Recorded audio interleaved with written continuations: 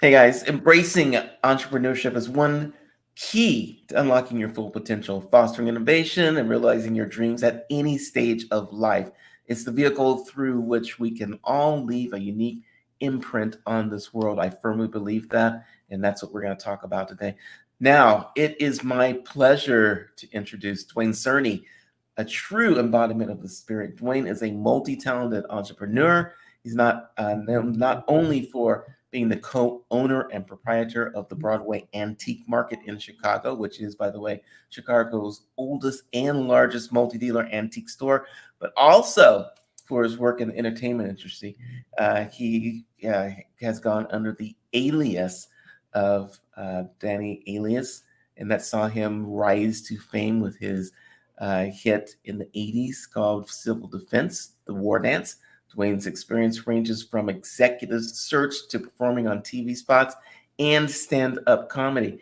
His story is a testament to the power of perseverance, the importance of adaptability, and the boundless potential that lies within every dream. Believe it, know it, be it, do it. We are talking about it today. I love this subject, so here we go.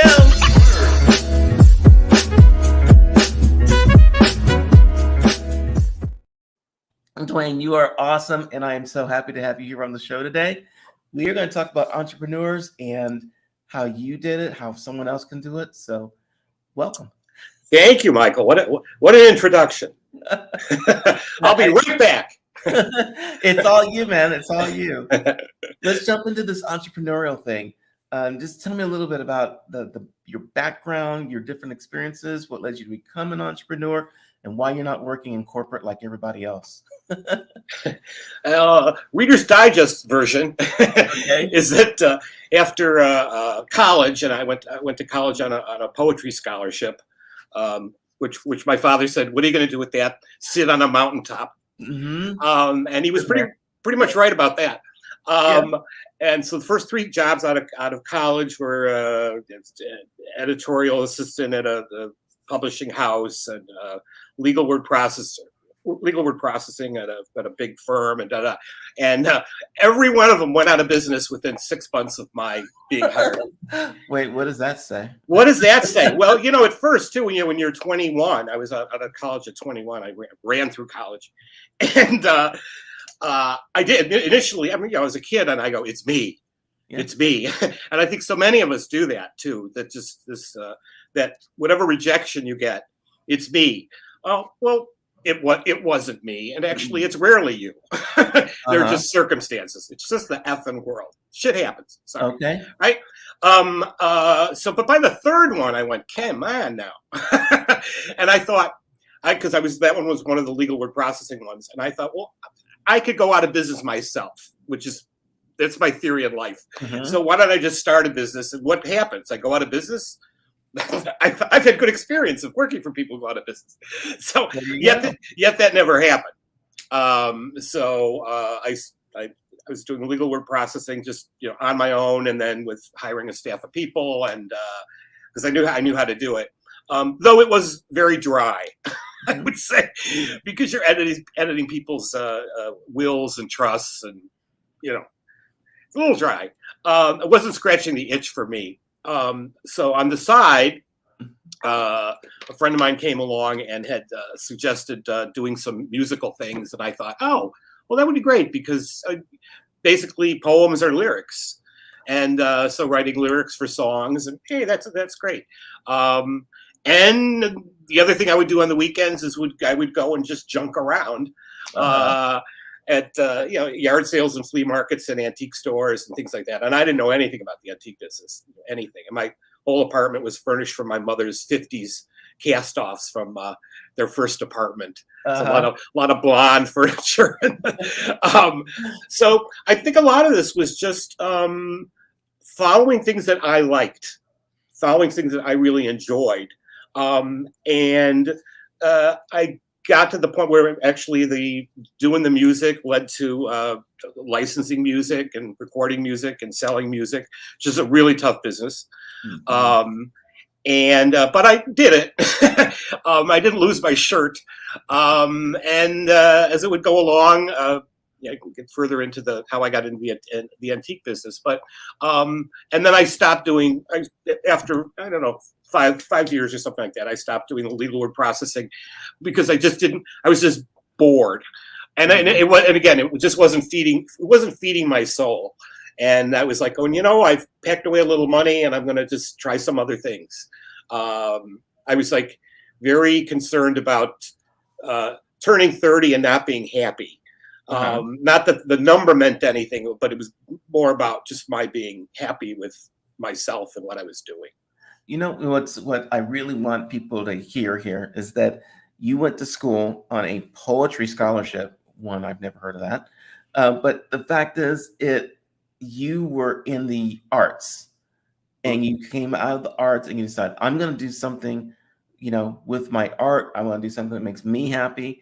And you went into business that way. It wasn't like, oh, I've got a business, scholarship, and I'm going to, do the next financial IPO, whatever. You followed what you wanted to do, right? Exactly. And I also saw the people that I worked for, and initially I was impressed by them. but you work for a couple of businesses that are driven into the ground. You could go, wow, I don't know if I would have done that. So you also learn by other people's success and failure. Just being, I always say, like, the best skill you can have is just be a good listener. Just pay attention to what's going on around you, and you can pick up a lot of tips, good and bad. What to do and what not to do. So you somehow went from being semi into corporate to doing your own thing, and then you went from you had a hit in the 80s with your civil defense, with your own music. And how did you get from being in somebody's corporate store or whatever to actually, I'm going to write some music and I want to get out there and I want to try and make a living on that? What's the mindset you had to go through to make that happen? The big mindset is, and people always kind of cringe when I say this, is that if you can take money out of the equation, which is that's a big if. So I had, put aside a little money so that I could live on nothing for a year or two to get something going. And so many things had been like, one of my first businesses, I had a car and I thought, I don't need the car anymore. So I sold the car and then put that into the next business. It would be, what can I do to turn some things into money, so that I can follow these things. That's really how I think I made the turn, was to actually go and give something up, to walk away from something that was successful. Let me tell you, my accountant, he loves me now, but for years he hasn't. He'd say, every time you're successful in something, you walk away from it, which is kind of true. But I also had my reasons. I thought it just went as far as it could, and the music was great, and it was wonderful to go and help other artists and get music out there. And we were so early in a house label for house music, and here's these two gay white guys in Chicago putting out house music, which was I think odd in and of itself. But my business partner, David Bell, was brilliant in that sense of just feeling this is going to be a big thing. And so we got in on that very early. And unfortunately, it's not always about, like, I always say the race isn't always to the swift, it's to the swiftiest. Explain that one. Well, it's not just a matter of being fast, but being clever. Okay. Swift is fast. Swiftiest is clever. Okay. And in order to go and sustain that, because again, the music business, we'd sell records and then record stores wouldn't pay us, do that kind of thing. Boy, what are you gonna do? And then you have to pay the artists, of course. So as it went along, I just kind of realized I love the, and again, all this is pre-internet. I need to point out, if anybody's thinking about this, so which made it extremely difficult to do. There's no MP3 files. We were shipping records, vinyl. This is again before before vinyl would take its second breath, as we now see. So I think it was a matter of finding a course for myself that I was comfortable, that I was still happy. In the end, it was just I wanted to be happy, and I guess I probably get bored. That's a part of it. Though if something's really successful, I do stick with it. So let's talk about this because okay, you're pre-internet, you're not really using, I guess, the computers too much, but you had to figure out what you want to do, and you had to figure out a way to do it, make money at it, and still be happy, right? Right. And we've got people now who've got all of this stuff, everything from the computer to their phone to AI that's helping them. What is like, could you survive in this environment if you had to start now? Is it too overwhelming, or is it better to have less? Like, what makes you an entrepreneur? That is really what's fascinating to me. That's a really good question, and I'd also say for anyone older, who's listening, going, "Well, I can't do that." You think about it, all these things you did before the internet. I think it makes one wiser. In that I was able to figure that. I mean, when I actually had to like open up books and research. I mean, let's say I'm trying to find a distributor in Belgium for records or whatever. You had to find a magazine that would have that information. And so now, oh my gosh, what a blessing for the most part. Technology and the internet is, and it's so much easier to get in contact. I mean, look what we're doing right now. We are in the future in this very moment because of the technology, that we have. So I think it makes it much easier to follow one's dreams today than it was back in the horse and buggy days. Is it too easy, or is it like, does it stop people from being like creative? It's because it's too easy, or what? I don't think it's too. I don't think it's too easy. It's always difficult. I'm saying it's easier. It's easier now than it was then, but you now have, let's just say, everybody who wants to do it. I think Warhol was right for a while in that everybody had their 15 minutes, but now everybody has their 15 seconds. Right. So now it's your TikTok, and you really got to get people's attention, and they really do. You probably have less. You have those 15 seconds to get people's attention because there's so much coming at them. There's so much content. So in that, it's much more competitive, but it really depends what you want to do. If you, with people doing music, it's much easier to do music now, and you can release your own music. Self-publishing isn't vanity publishing, which is what they used to call it. It's not, and the quality's gotten much better. Now, people put out crap music and crap books all the time, and on and on and on, depending upon your genre. But the secret of this really is quality. That you need to put out. You need to put out quality and high quality stuff. High quality stuff, and that's where it does take a village. It's not just going to be you. And anyone who's writing, you have to hire a good editor. You just have. I've got a whole crew of women behind me that are brilliant. So I bow to them with making my writing successful. And the same thing would be with anybody doing music. You need to have a producer. Now, it doesn't mean it could be a friend of yours. It should be somebody who's knowledgeable, who's qualified, who's done this before.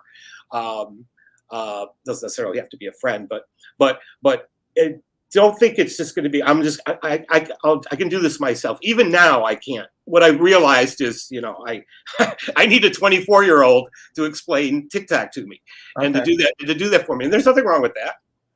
Not at all. It just expands it. So there's I think people feel isolated in their own creativity, going like, what am I going to do with this? But if you can come up with quality, that's how to break through all the noise of all the other people that are doing these things. So let me, because you're saying you're spitting fire. I love this. You've got the difference between, let's say, now and then is, I think you probably didn't have to have as good a quality, probably because nobody could get their stuff out to anybody. True. So whatever came out to be okay quality and better made it. Whereas now everybody can put stuff out. So you've got to fight through that noise. Is that what Right. I'm hearing? You got to Yeah. get through the noise and you got to be different. And I think another thing you said that's really super key is having the team as opposed to just you, the individual. Right. So how do you get that team on board? How do you take your idea and go like, hey, this is my idea and this is what you're going to do to help me? Or is there a different way of looking at that? Well, I guess it depends upon what the medium is that you want to do. Absolutely. So, and I mean, I know about books and music, but I also know about retail. So they're different answers. There's different answers for each. I would say start with a good friend or two, and not family. Okay. Just now that I had bad experiences, I'm just saying. It's my suggestion. And show them what you're doing. Show them or tell them your idea for a store or a product or a book or a song. Tell them you want to write an opera. You go on and on. Tell them about it, and get their feedback, and don't have a little. Don't have a bird on your shoulder that just dies as soon as they start disliking your idea. The parakeet just goes, Yeah. So yeah, don't wear your heart on your sleeve. We'll use that analogy. Yeah, so which is a tough one. That's a real tough one. But and then get their feedback. Who do they know? Okay. Who do they know? Write that down. Because whenever you get to a no, because somebody says, you know what? I know this music producer. I don't know what he's doing. Blah, blah, blah, blah, blah, blah. Go to him. Should that person turn you down, who do they know? Same thing with the book editor. Who do they know? And people generally are very generous they want to help you. Say, you know what? Michael's been working on this memoir. I think it's really good. Do you know anybody who might be interested in reading it? Oh, sure, I'll take a read. What the heck? So, which comes to my favorite 3 letters in the world is ask. I like that. Ask. Because what are they going to do? I mean, if people are going to say no, that's fine. People say no all the time. I say no all the time. I turn down people all the time for different things, though I always try to give them a plan B. Have you talked to so-and-so? My rejections are in lowercase. Put it that way. But the no's, there's a lot of no's. Yeah. But that's how you put a team together, because you'll be like, you know what? I still bounce things off my friend Mark Contorno. He reads everything I write. I call him my dramaturge. And I have a couple others, and they come back, and then it goes to the editor. So that's my process. Okay. And so often I'll go, oh, but I just love that, that sentence or that paragraph or that idea. And somebody's going, what do you think? I think you've got some, for the short time we have, you've put out volumes worth of information. I mean, just the fact that you've high quality, whatever it is you're going to do, high quality idea, whatever that means in the industry you're in, right? And then the team thing is key, because you can't do it yourself these days. There's just no way. And then I love your 3-letter word, ask, too. Ask. That's a formula right there. And get feedback. Get feedback. Even when somebody says, I didn't really care for it or that idea. Okay, why? And honestly, I've said this many times, I've learned so much more from failing than succeeding. Succeeding feels really good, but I'm going, what did I get out of that? And I go, well, I made a little money and I got a little attention, but did it really move me forward with what I want to do? So it's important to get feedback and just be accepting, of it. Be generous and pay it forward. Probably most importantly. One thing I left out of your formula, I guess, step number 0 is everyone's worried about how am I going to eat, how am I going to raise my family, how are we going to do X, Y, and Z, and you sacrificed up front, right? When you sold your car, when you just learned how to live with nothing. Is that still important? Is that what people need to know and do and be?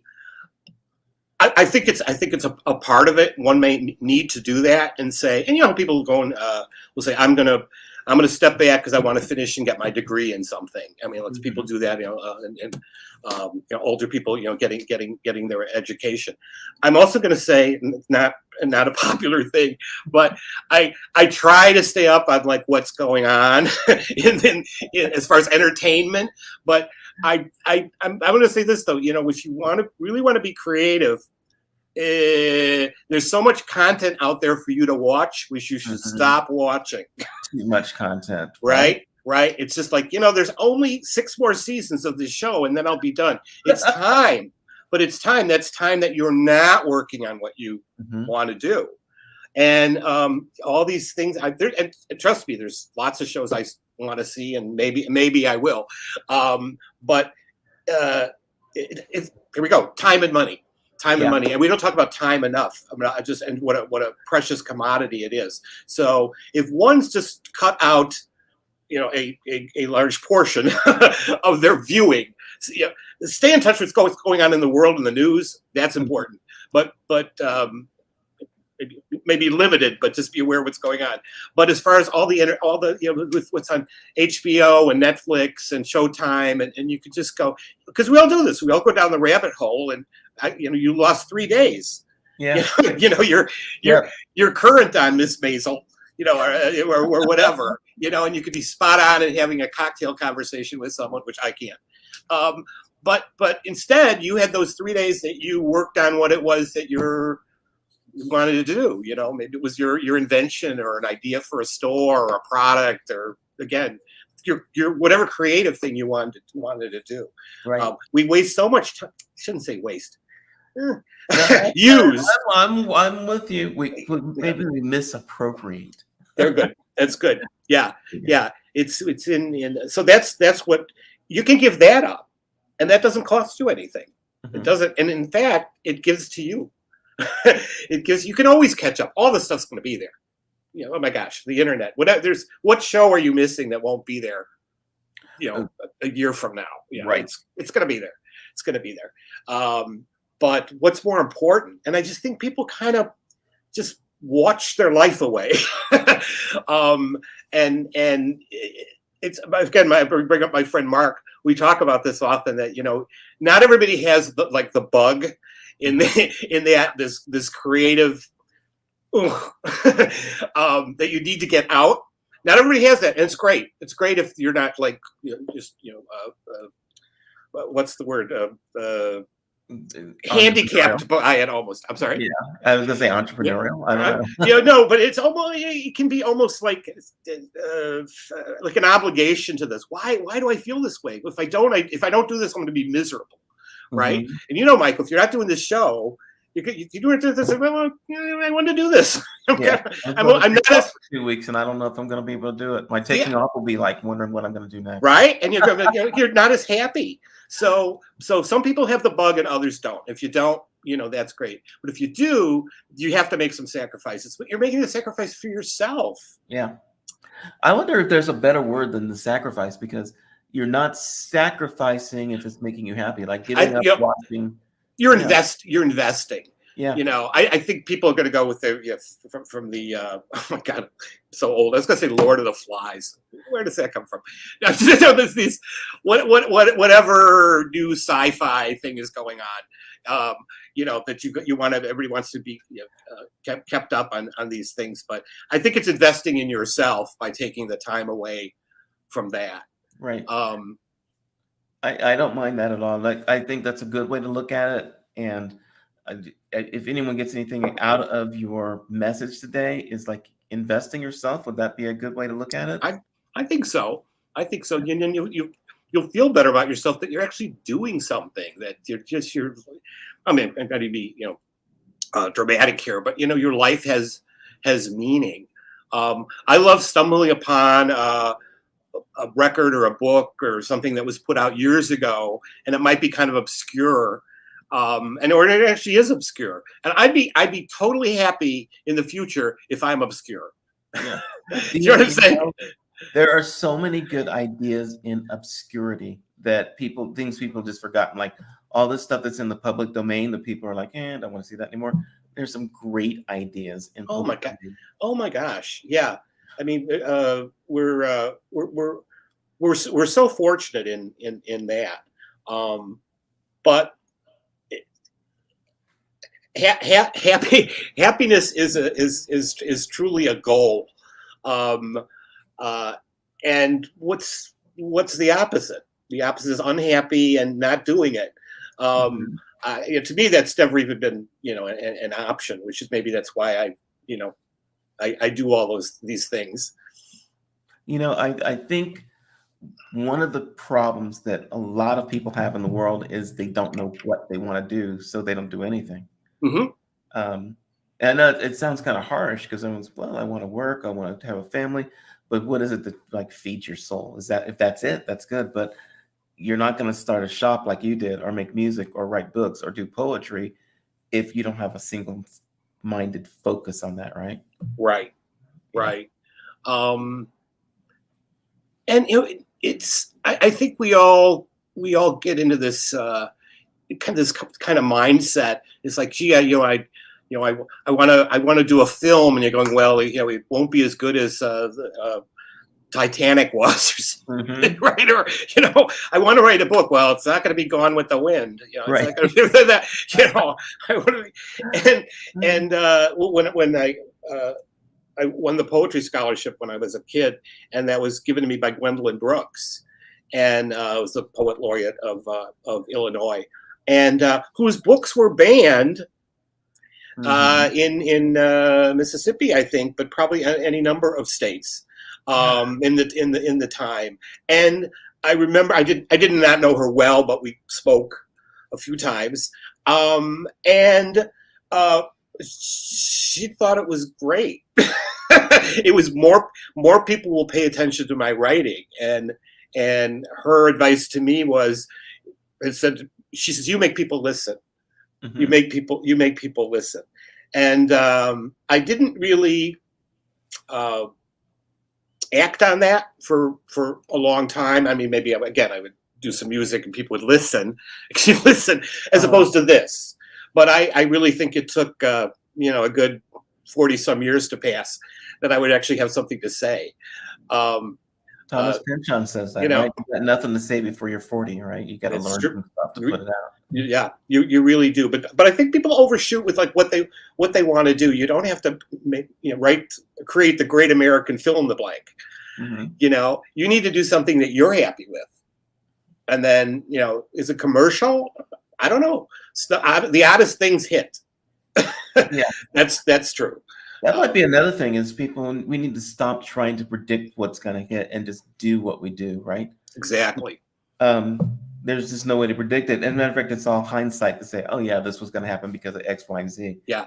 But you can't see it now. Well, I always think it's funny because even in the antique business, somebody will go like, well, gee, when did, let's say lucite, when did lucite become popular? Well, lucite's been popular for 20 years if you've been doing this. But if Right. you just discovered it, Right. and what's curious too is sometimes media will ask that, and I'll go like, wow, not the brightest question. But if someone's innocent about it, sure, but it's like, really? You're media and Yeah. you're asking me this? So, because in antique business, obviously there are trends. Mhm. There's um, uh, I never sold Beanie Babies, but that's a good example of something. Did you ever do pet rocks? I've sold a pet rock or two. Yes, I've Uh, sold I've sold some swatches. I'll admit it. yeah. How much did you get for a pet rock? Rock, oh, I don't know, $10. I got some bridges I want to sell some people. Oh man, you were fabulous. Let's learn some more about you. I want to play a game with you. We're going to play a game called This or That. And I'm going to give you two options. You can choose one or the other, not neither or both. And if you got to explain yourself at sometimes, you can. Let's just learn some more about Duane. Okay. And we're going to start easy and they'll get harder as we go. So, easy question. Let's learn about your music taste. How about Beatles or Rolling Stones? Oh, Yeah, I Beatles, know. Beatles, Beatles? Beatles, Beatles. Okay. How about morning yoga or evening gym? Can't choose neither. Morning yoga. Okay. Let me see. Paris Flea Market or New York Antiques Fair? Paris Flea Market. Have you bought stuff from any Paris flea markets? No. Okay. I've sold things to people who sell there. Okay, that's good enough. So I have a little connection. It's like selling to Hollywood because they need stuff for vintage for plays and movies and stuff. So, yeah. Be in the food chain. That's my advice. There we go. That's another good one. Man, I'm going to go back through this and like pull out all the gems that you did. Another easy one. Broadway play or indie film? Indie film. Okay. About writing an electro pop song or performing a monologue on stage? Oh, monologue. Yeah. If you were to pick a monologue, would you write your own, or would you actually pick one that's been done by someone else that's famous? What would you do? Oh, I'd do my own. Okay.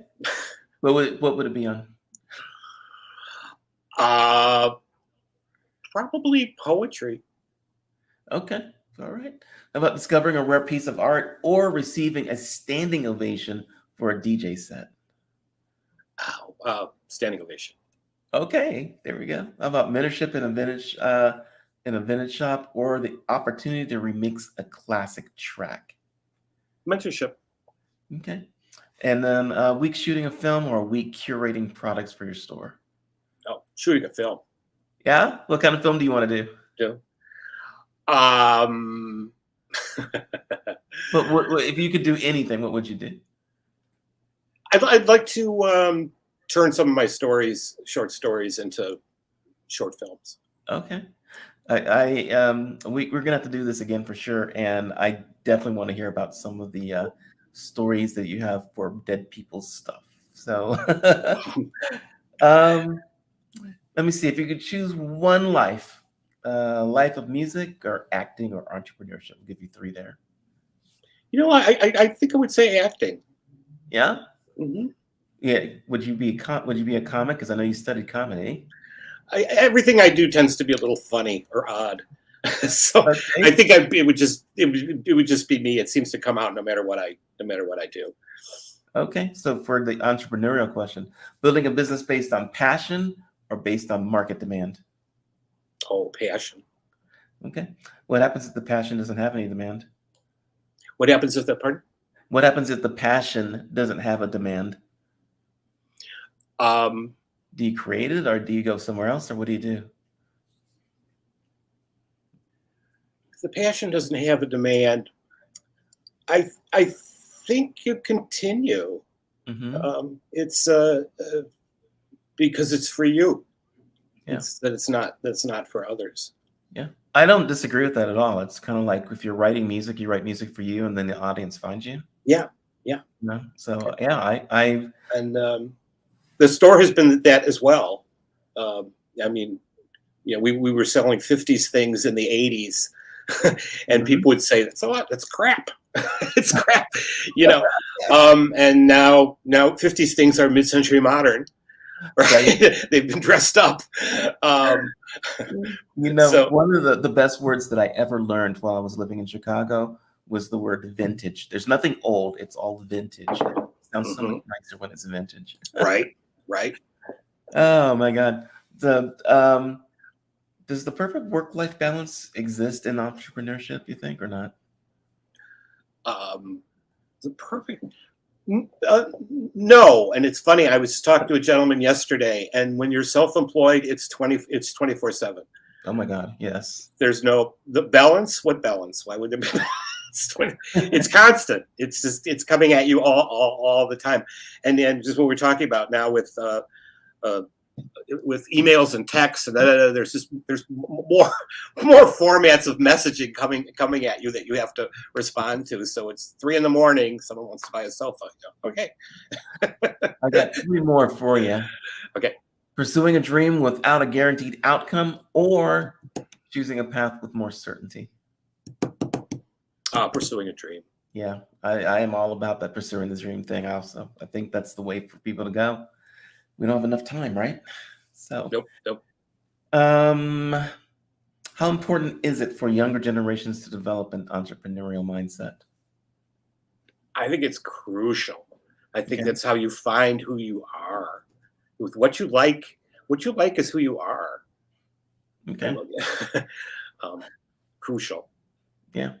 Last one. In your view, is the journey more valuable than the destination in entrepreneurship or not?